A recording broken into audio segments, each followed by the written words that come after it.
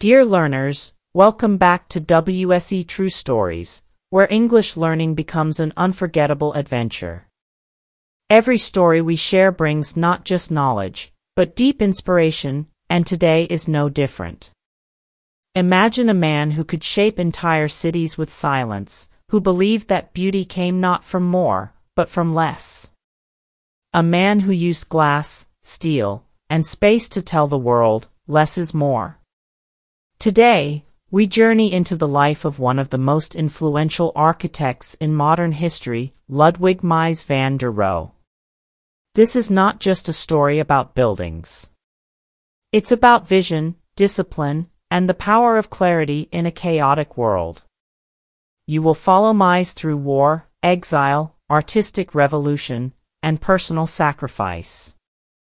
His story is a powerful reminder that even in destruction, we can build again, stronger, cleaner, and with purpose. Through this journey, you will not only improve your English language skills, but also connect with the story of a true pioneer. A man who changed the way we see the spaces around us and ourselves. Get ready for an emotional, thought-provoking ride through the life of a master. One choice changed his path. One idea changed the world. Let's start the journey. If you'd like to support our work, you're welcome to like, comment, share, or join us. Your support helps us keep creating meaningful content for you. Before Ludwig Mies van der Rohe became a name whispered in the halls of architectural greatness, the world he was born into was facing collapse and rebuilding. The year was 1886. And Germany was rising as a modern industrial power. Cities were growing fast, but so was the chaos. Buildings were becoming more decorative, more crowded, more chaotic, trying to impress with ornament and detail. Architects competed to build facades overloaded with statues, flowers, angels, and arches.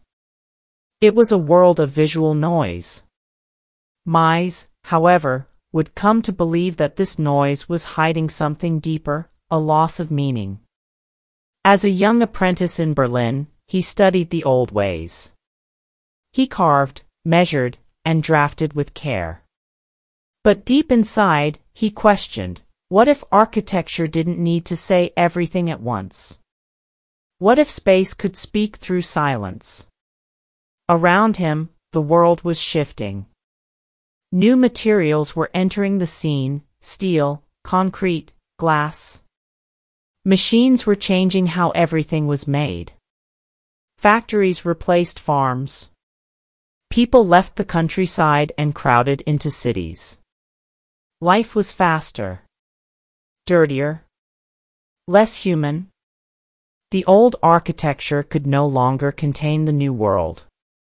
Meanwhile, Europe was heading toward disaster. Political tensions, rapid industrialization, and growing nationalism would soon erupt into World War I, a conflict that would destroy more than cities. It would shatter old beliefs. In this moment of destruction, Mies saw opportunity, not for more decoration, but for clarity, truth, and order. He was not alone. Across Europe, a revolution was stirring in design. Artists, architects, and thinkers began to ask bold questions. Can we design a better future?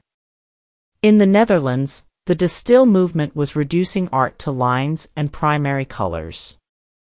In Russia, constructivists believed that art should serve the people and the machine age. And in Germany, a new school would soon rise, the Bauhaus.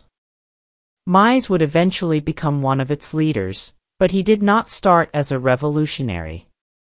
He started as a bricklayer's son with a sharp mind and a deep hunger for truth. This was the world that shaped him, a world of collapsing empires, rising machines, and desperate hope. It was messy, unstable, and full of noise. But Mies van der Rohe would spend his life cutting through that noise, offering something radically different. A vision of simplicity, purpose, and peace. Let's follow the steps that led him from a builder's apprentice in Berlin to the global stage of design, a journey that would reshape the very idea of space, and teach us all that sometimes less is more. Ludwig Mies was not born into luxury. His father was a stonecutter, a craftsman who worked with his hands. Young Mies grew up watching form take shape through sweat and skill. He never studied at a grand university. Instead, he began his career with humility, working on building sites, learning with his hands before designing with his mind. But ambition was burning inside him. At just 19, he moved to Berlin and found work in the office of Bruno Paul, a well-known designer. Mies showed promise, not through loud opinions, but through quiet discipline. He listened. He watched. He worked with intense focus. And soon, he was noticed. By 22, he was offered a life-changing opportunity to design a house for a wealthy philosopher. The result was the real house, a traditional-looking building, but one that hinted at Mies's future. It had clean lines, thoughtful proportions, and a sense of harmony. The project launched his career. Yet, Mies was not satisfied.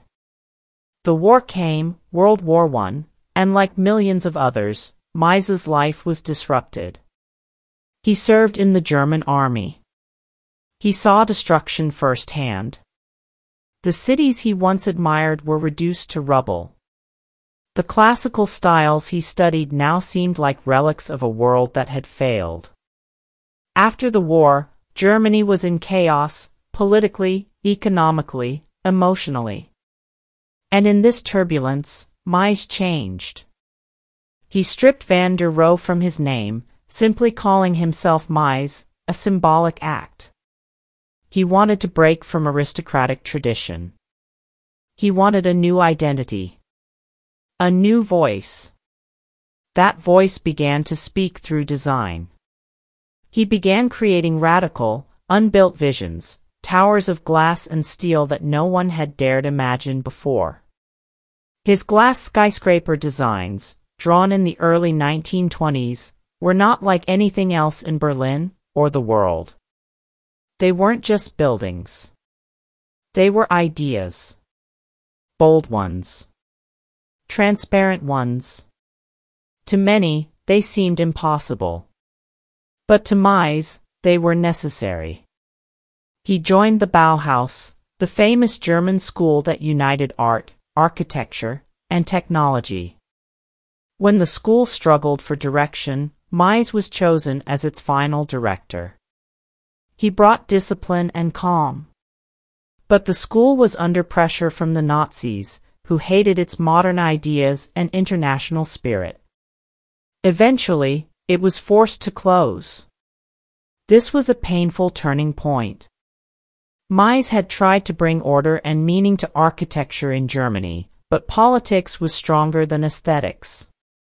His homeland was changing in ways he could not accept. So, he made a difficult decision. He left. He crossed the Atlantic to the United States, starting over in a land of opportunity, uncertainty, and freedom. He was already in his 50s. Many would have slowed down. Mies accelerated. In America, he would find the space, and the steel, to finally bring his ideas to life. But before the world recognized him as a master, he had to endure disappointment, failure, and rejection. His path was not easy. It was defined by long silences, tough choices, and deep reflection. Yet through it all, Mies held on to one belief.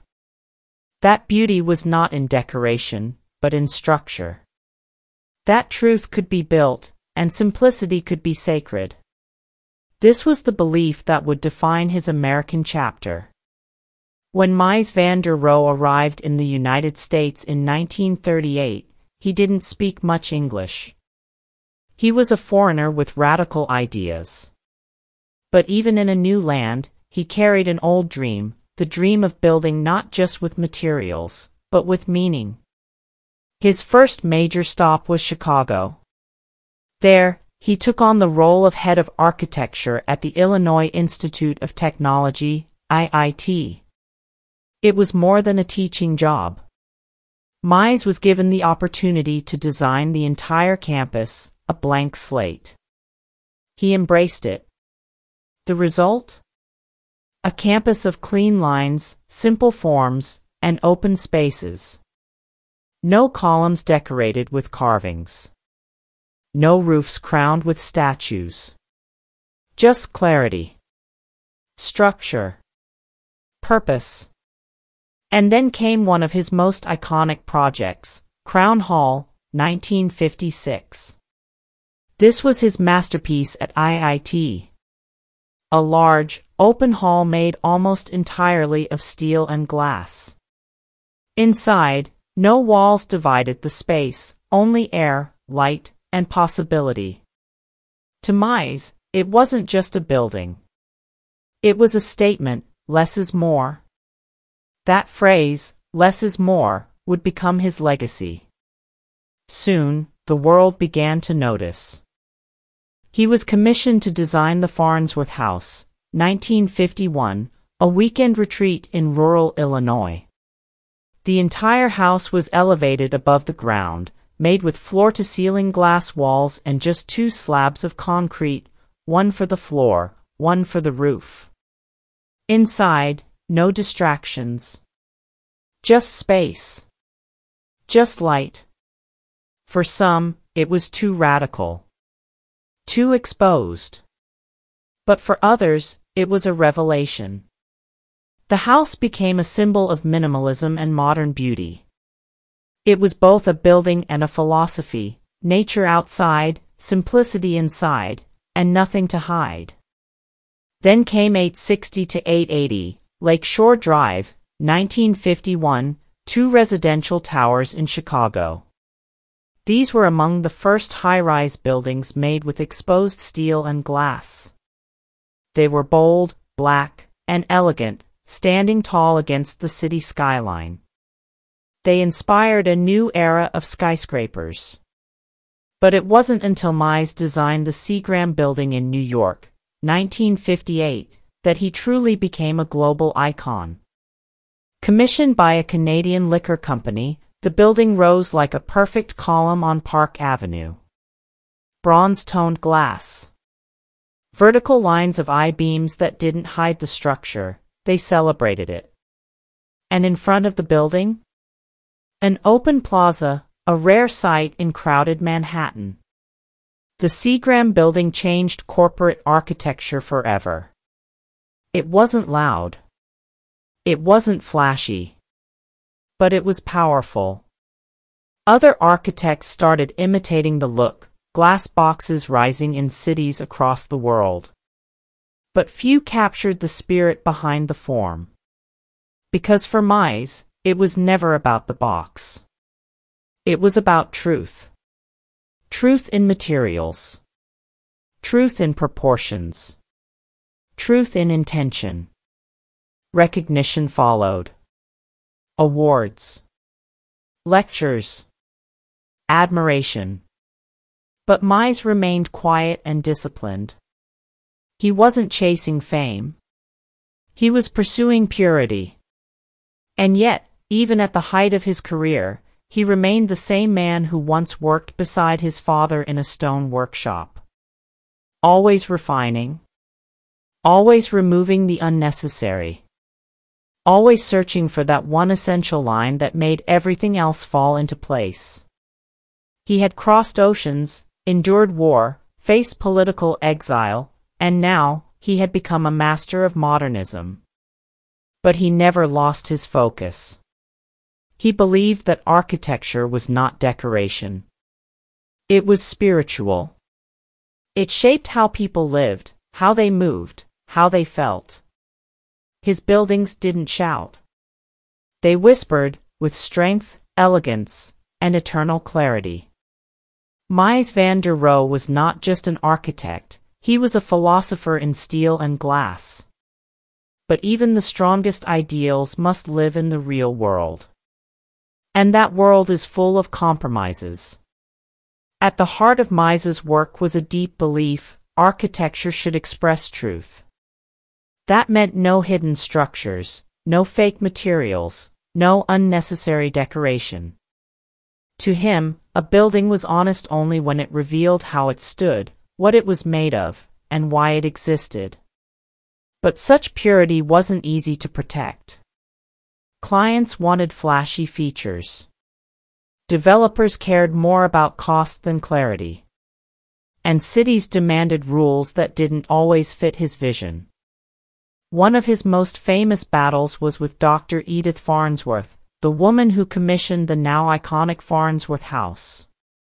What started as a dream collaboration ended in conflict. Dr. Farnsworth accused Mies of building a house that was more art than home, too exposed, too fragile, too cold. The house, she said, didn't serve real life. Mies, in return, defended his design as timeless and true. Their falling out led to lawsuits and headlines. But the Farnsworth house endured, and so did the tension between idealism and practicality. Then came the Seagram building.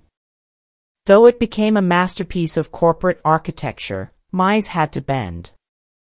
New York's building codes required fireproof materials. So the building's beautiful steel beams had to be covered in concrete and decorated with bronze I-beams that looked structural, but weren't. To many, the building still shined as a perfect example of his principles. But to Mies, even a small compromise was a quiet wound.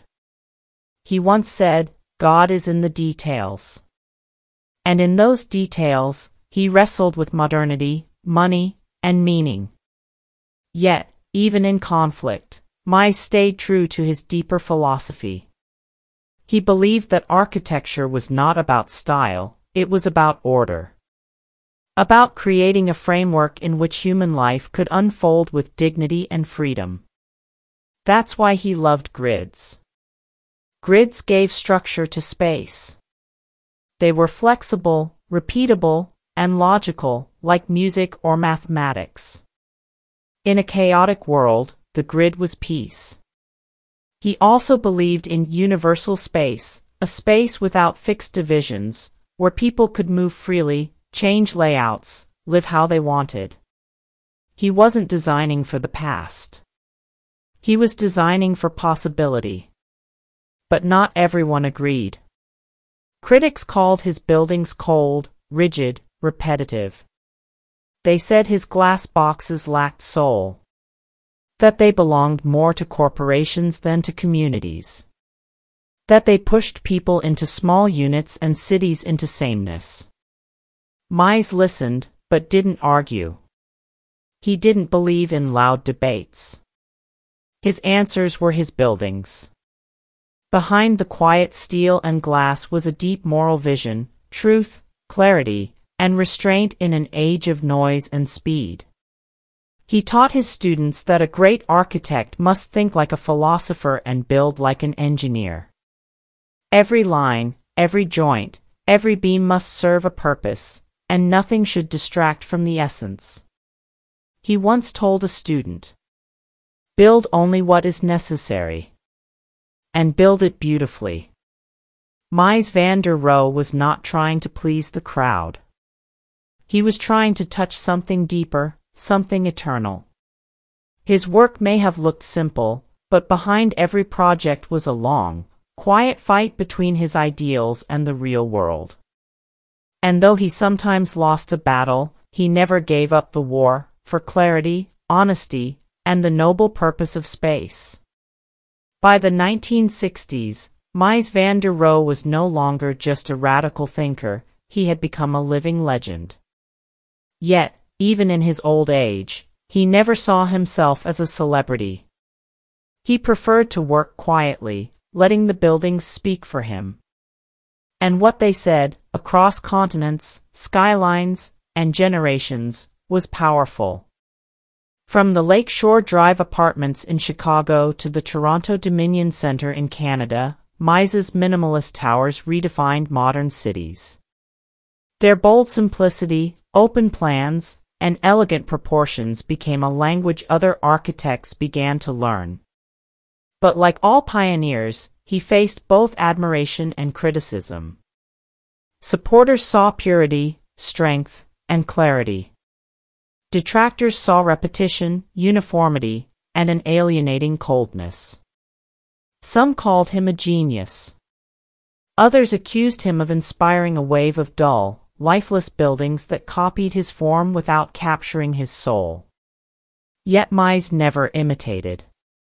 He refined. He once explained, "I don't want to be interesting. I want to be good." And being good meant something very specific to him. It meant discipline, harmony, precision.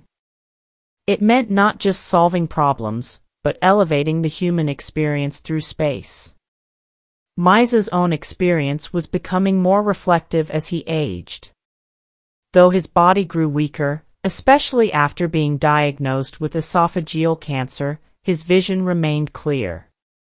He spent much of his final years focused on his last major project, the Neue National Gallery in Berlin. It was a return to his homeland, and in many ways, a farewell. The building, completed in 1968, was a pure expression of his ideals, a vast glass hall floating above a stone base. No distractions. No decorations. Just balance and transparency. The entire structure seemed to levitate, weightless and eternal. Berlin had changed. The world had changed. But Mies's message was still the same. He believed that even in the modern age, with its machines, money, and speed, humans still needed beauty, order, and calm. And architecture could provide that. As the 20th century marched forward, the buildings Mies left behind didn't just survive, they defined a new era. Corporate skyscrapers adopted his clean lines. Universities embraced his modular logic. Entire generations of architects studied his methods, quoting his famous phrases. "Less is more. God is in the details." But his true legacy wasn't in slogans. It was in how people felt inside his buildings. Standing in a Mies-designed space, one didn't feel overwhelmed, but centered. You could breathe. You could think. The walls didn't close in, they opened up. In a world chasing attention, Mies offered stillness. In a culture of clutter, he offered clarity. On August 17, 1969, Ludwig Mies van der Rohe passed away in Chicago. He was 83. He left no autobiography. No dramatic memoirs. Just buildings, and students, who carried his vision forward. Some would expand on his ideas. Others would rebel against them. But no one could ignore him. He had changed the way the world looked, and more importantly, the way it thought about space, purpose, and beauty. And though his buildings stood tall, his greatest achievement may have been invisible. A philosophy of restraint. A belief in quiet strength. A faith that simplicity, done well, could still move the human heart. More than half a century after his death, the world Mies van der Rohe imagined continues to unfold around us. Walk through any major city, New York, Tokyo, Berlin, Sao Paulo, and you'll find echoes of his vision, clean lines, open plans, glass curtain walls, and a sense of quiet geometry. His fingerprint is everywhere. But his influence is more than just visual.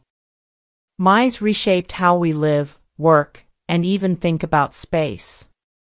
Today's modern offices, co-working spaces, and minimalist homes owe much to the principles Mies championed: flexibility, functionality, and a belief that architecture should serve people, not overwhelm them.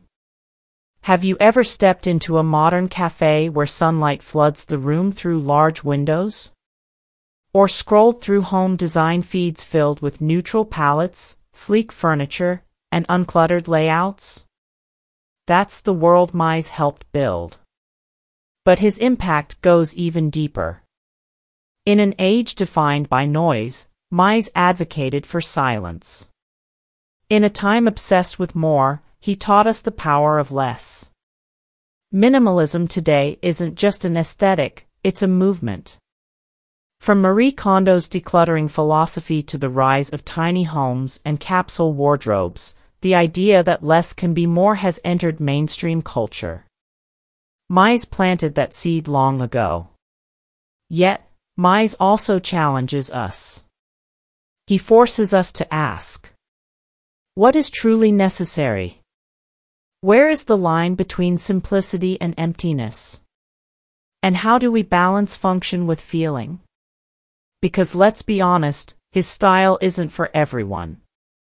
Some find his buildings cold, emotionless, or too rigid.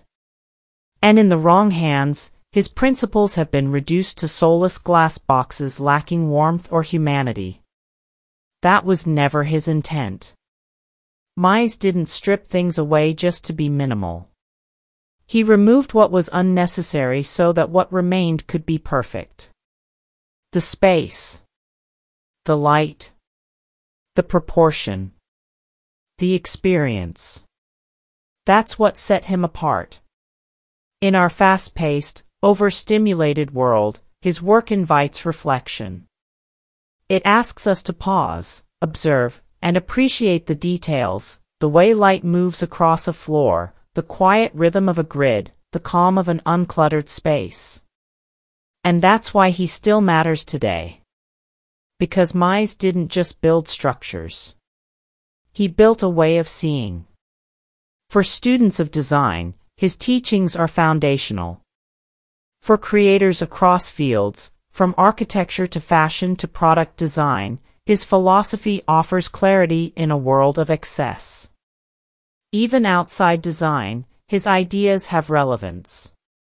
In leadership, in writing, in life, less can often be more. Clarity over chaos. Purpose over decoration. Essence over noise. Mies van der Rohe lived in the 20th century, but he designed for the 21st, and beyond. When we open our eyes to the spaces around us, we begin to see. His legacy isn't frozen in steel and glass. It breathes in the air between the walls. It lives in the silence that helps us think. It thrives in the beauty that asks for nothing, yet gives us everything. Ludwig Mies van der Rohe did not shout. He didn't build to impress. He built to express something deeper, something eternal. He once said, "Architecture starts when you carefully put two bricks together. There it begins." That quiet humility defined his life. While others chased grandeur, Mies chased truth, in proportion, in light, in silence. He believed architecture was not about decoration, but about honesty. Not about spectacle, but essence. And somehow, through simplicity, he changed everything. Look at his life. He was born into craft. Shaped by conflict. Exiled by politics. Transformed by modernity. And remembered for purity. At every stage, Mies refined his philosophy. He believed that clarity of form leads to clarity of life.